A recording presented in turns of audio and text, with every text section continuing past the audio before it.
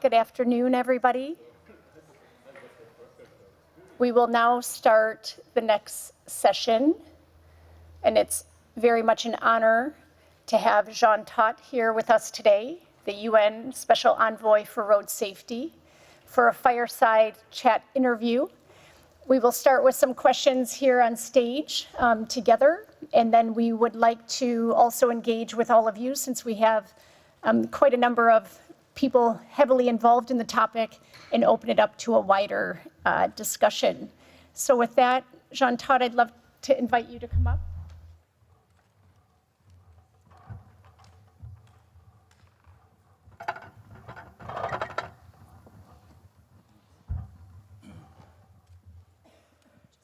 Yes, perfect.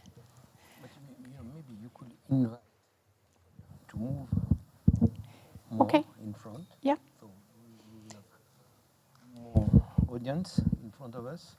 Could we invite some of you to move closer? We would like to have more of an intimate discussion with all of you.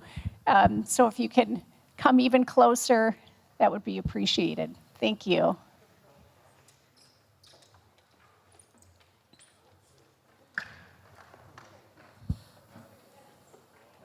And could I also ask maybe that someone shuts the door in the back, just that we can keep the sound down.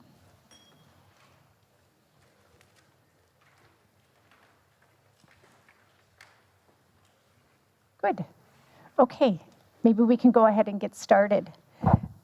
So I wanted to first start by having a moment of reflection, going back to May 2011, with the first decade of action for road safety, and get your assessment on this. Was it successful? Was it not so successful? What are your thoughts about the first decade of action? Okay, so good afternoon, everybody, and I think it's quite a lot of expert people in the room, so I'm sure that each one will have its own view. But, and quite a lot of people know me or I'm working with them, and they know that I'm never satisfied.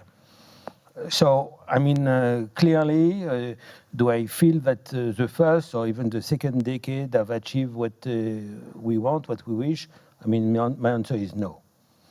But on the other side, it would have been much worse if it would not have been a decade of action and a second decade of action. So I think I commend the decade of action. I commend the renewal of the 2020-2030 decade. But if we really want to, and you know, for me, I like numbers.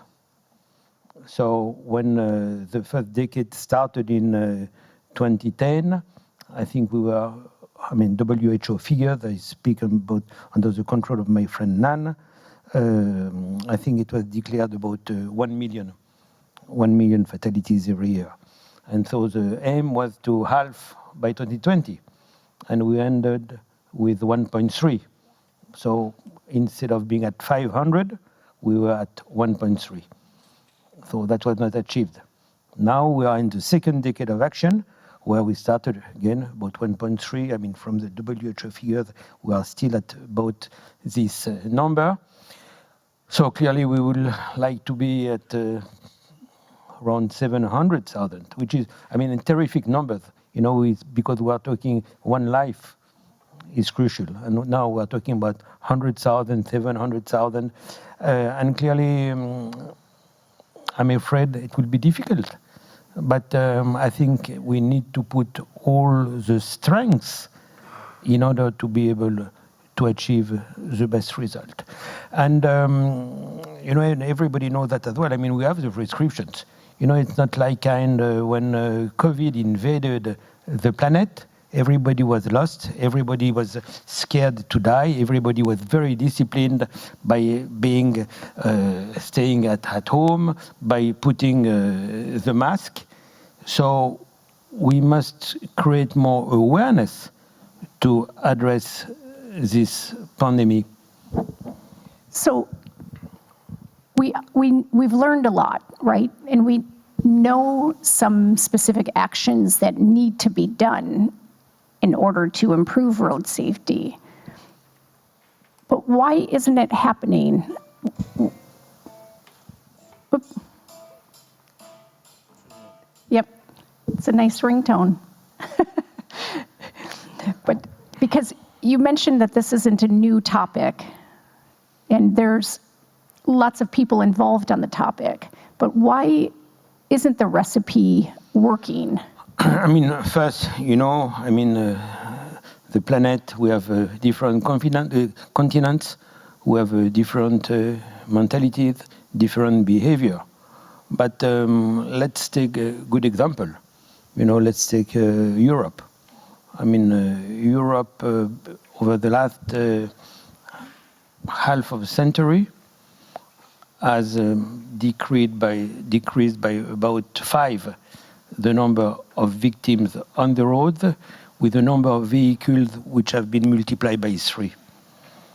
So, it's a fantastic result. Contrarily, in all low and middle-income countries, number of vehicles have increased also, but number of fatalities and injuries have increased. So simply, that's a simple conclusion. Let's do what European countries have been doing. But of course it's different, because in Africa you have a different mentality, in Asia you have a different mentality, in Latin America, in Middle East. So that's in a way the fascinating part of human being. But clearly you need to make sure that from a silent pandemic, it's something which will be taken into consideration. We just had a meeting with Amani Abu Zaid, with the Commissioner of Africa, and she's organizing in July a high summit for African countries. And I asked her, is road safety part of the agenda? She said no. And it should be in the agenda. So, it's the same, when you have the G20 or G7 in Bali or wherever, do they speak about road safety? They don't speak about it. And contrarily, they speak about climate change, which is very important. But it should be more space. So going back, that's why decade is important. And incidentally, even more than the decade, you have SDG. And road safety is a part of the SDG, 3.6, to have the number of victims, and 11.2 to give access to public transportation to any citizen by 2030.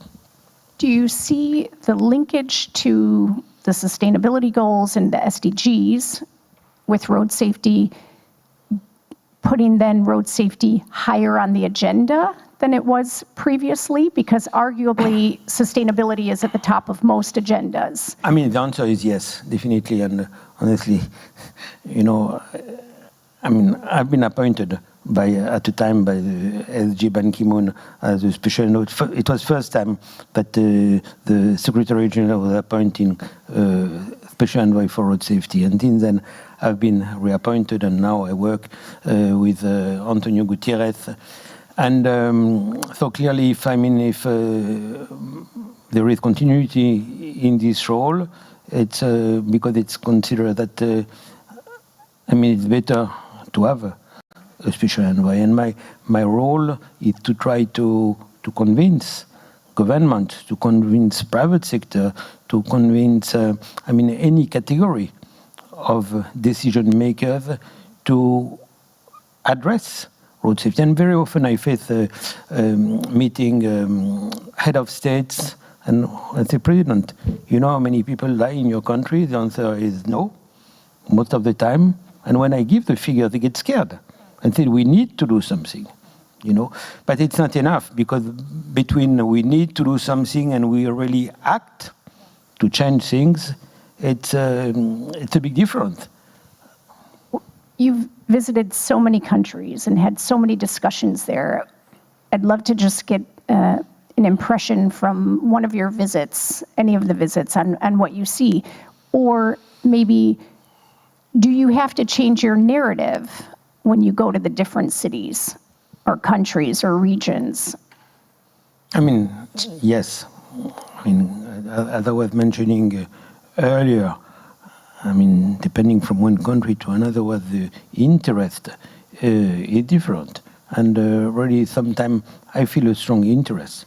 And the neighboring countries, there is no interest, you know. And also, it will depend with whom I will speak. You know, if I speak with one member of the government, that means that all the government will be of the same opinion. So that's why I always say it's very important that at the end, at the highest level of the country, there is interest for that, there is dedication for that, and then we know what to do.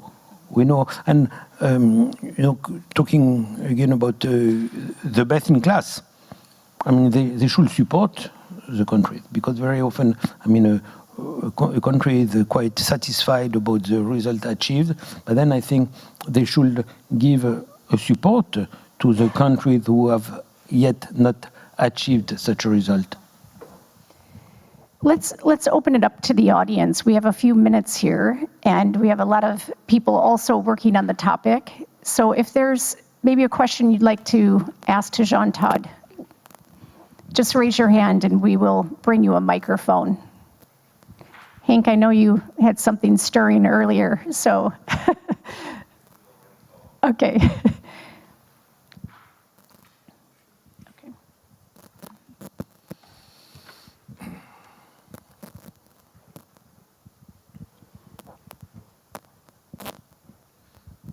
Thank you very much. Thank you very much. But,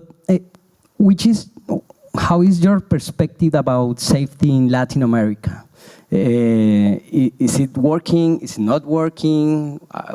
What is your lecture about Latin America? I mean, there is much more which needs to be done in Latin America. And incidentally, every year in most of the month of August, I visit different countries, and I speak with governments. I speak also with the representative of the World Bank, who is very active, and on that I must thank them for the support they give me and they give to the country they engage, and of course IDB, Inter-American Development Bank, which also involved in road safety. But I mean, there is so much progress which needs to be done at all the level, you know, at the level of education, of road infrastructure, on law enforcement. So, I mean, there is a lot which is needed in Latin America. Yes, we have another question.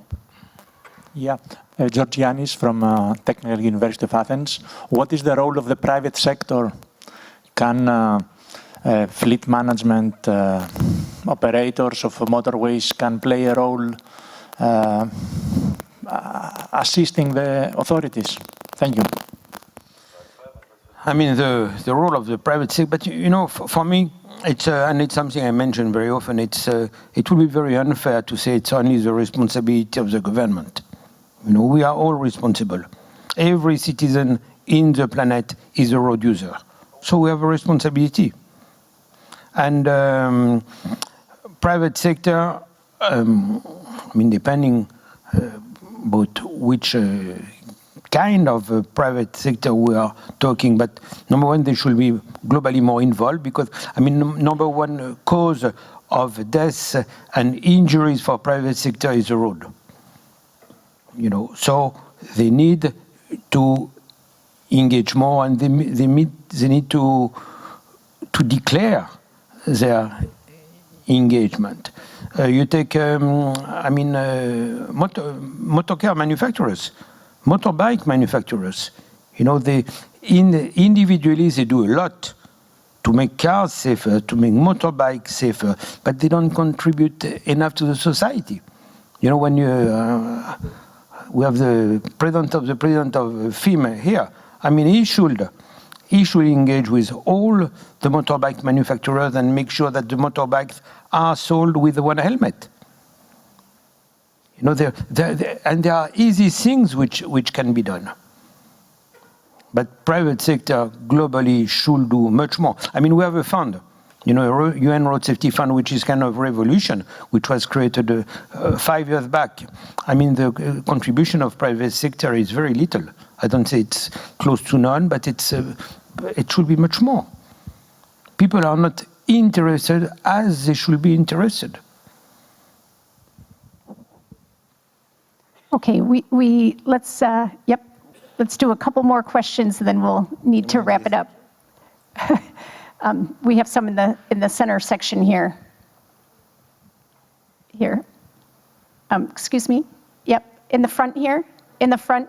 Okay, and then here, yes. Yeah, I'm sorry, I had my chance, but now I have the microphone, so still. A simple question. It is my experience that it's not so easy to implement high-income country knowledge about how to make roads safe in low-income country situations. Do you know of any good examples of low or middle-income country initiatives that you say, well, there they show which way to go?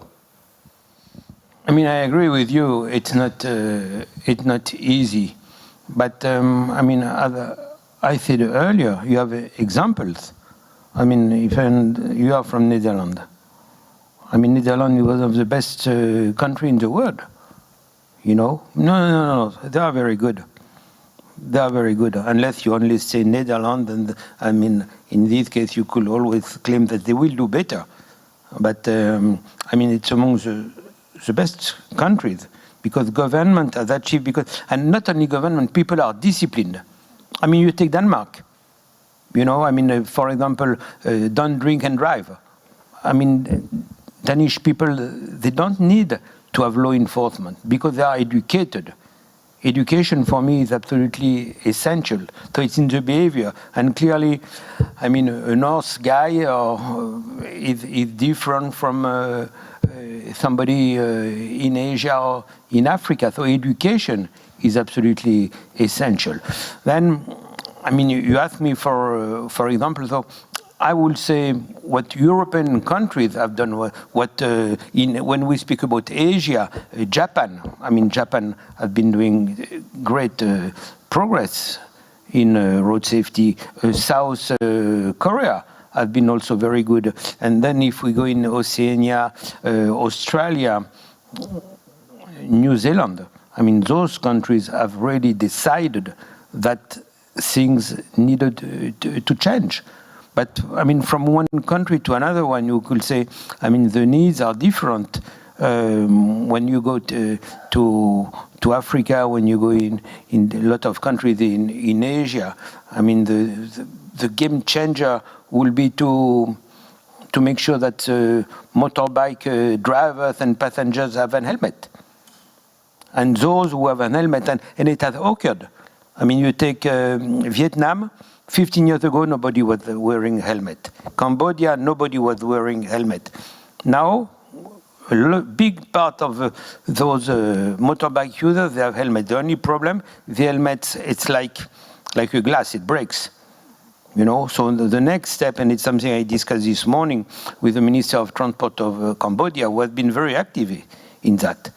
But he needs to realize that we have been developing, incidentally, in my former capacity of president of the FIA, together with experts, with engineers, we managed to develop, working with UNEC, we developed a low-cost helmet, below $20 at UN standards, ventilated.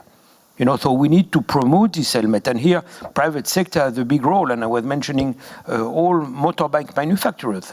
They have a big role to play. That could be something amazing. You know, we need concrete actions.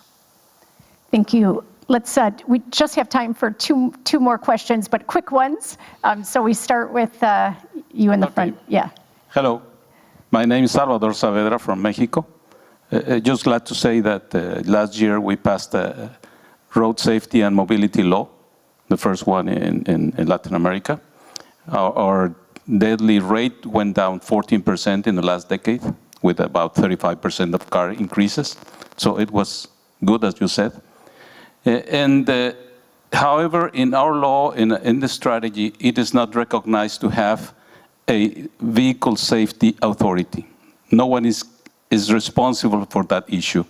Is there a way that the UN, I cannot say, or recommends Mexico to have such an authority so that it can be even better safety on vehicles?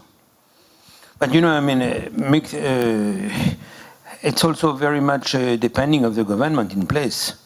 You know, but I remember going to Mexico about 7, 8 years ago when in Mexico City, and at the time the mayor was Miguel Mancera. And I discussed with him, and he likes the idea of really doing something to decrease the number of victims in Mexico City. And I don't remember exactly, it was the year of UN Habitat, which occurred in Ecuador. And we met in March. In October, he came. We were part of a common meeting, and at this meeting was also the president of IDB at the time, Luis Moreno. And he said to us, since March to October, we decreased by 30% the number of victims. So it means that putting attention on this problem was bringing a very strong result. But the problem, putting attention for 6 months doesn't work. You know, it has to be, I mean, a continuous effort, and it will be the same in Europe. You know, in Europe, you have a new threat with new mobility, with e-scooter, with electric motorbike and all that. That's crazy dangerous. So if you want to address properly the thing, it's, you cannot drop attention by 1 minute. It has to be a continuous effort. Very quickly? Okay. Just to answer, hi Jean, how are you? Just to answer to the question of funding, who is going to fund the fund that you have created some years ago. As I said once, it's obvious that who benefits more from the decrease of the accidents are the insurance companies. So it's them who should really contribute for this fund. Very quickly, I would like to announce that we are, FIM, finalizing a protocol. The microphone is not so good. Finalizing a protocol with the IMA, it's the International Motorcycle Manufacturers Association, exactly to promote the security in the less developed countries. So this should start very, very, very quickly. Thank you. Thank you for that. And you know, again, I repeat, road safety is a responsibility of all of us. You know, but you need leaders. You need people who really want to make things happening, to make things changing. And I'm sure that we have a few of them in the room. Yeah, let's end with you in the middle. If you want to stand up, introduce yourself, and then we will wrap up this interview with your question. Thank you. My name is Cyprian Nodada. I am a cyclist. I'm here from Kenya, and I have one question. So, Jean, you say you're a numbers guy. You know, data doesn't lie. But I had a question.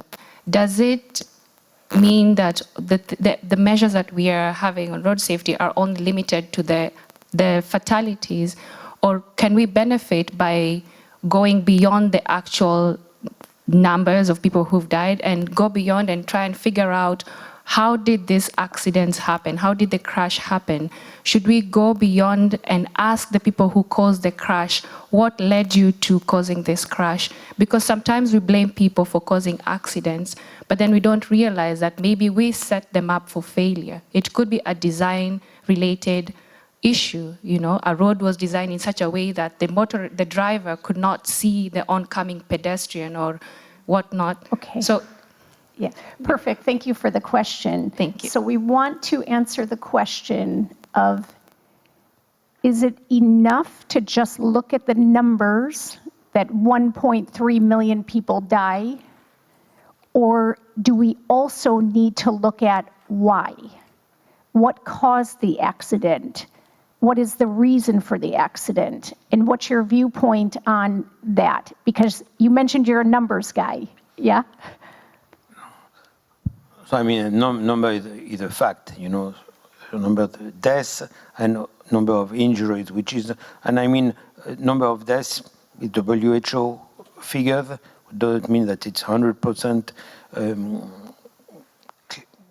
the number, and accurate, and clearly I'm very much looking, because I think the WHO is going to publish new numbers by the end of the year, so I think it's very important, because at the moment we are talking about numbers which are from 2016, so that will be one important measure. We don't have precisely the number of severe injuries, which is also absolutely essential, so on that we need to progress on accuracy of the number.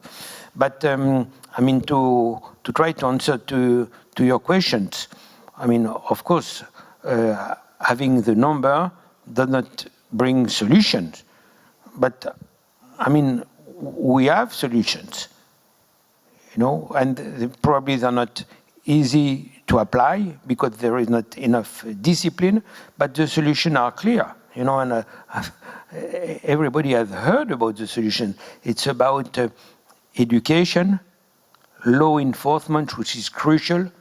Unfortunately, how can you enforce laws in countries where police is corrupted? That's a big problem. And then level of vehicles, level of road infrastructures, and quality of post-crash care. And I will give you, I mean, solutions which are also very simple. You know, when you are sitting in a car, in the front, in the back, you must buckle safety belt. That's one solution. Then we are talking about helmet. Homologated helmet is a solution. One of the problems with the price, but we discussed about that. I mean, we have been managing to have low-cost UN standard helmets. Drinking or not drinking and driving is essential. And also drug is something which is increasing a lot while driving. The use of the phone. Use of the phone is also a big killer on the road. And speed. You know, clearly, I mean, speeding is a big killer on the road, and it has to be addressed, it has to be enforced. So that are easy, simple solution which will achieve the SDG. Okay, I'm sorry, we're out of time. We are going to move to the next program point, but I want to thank you very much, Jean Todt, for this time to sit with you. And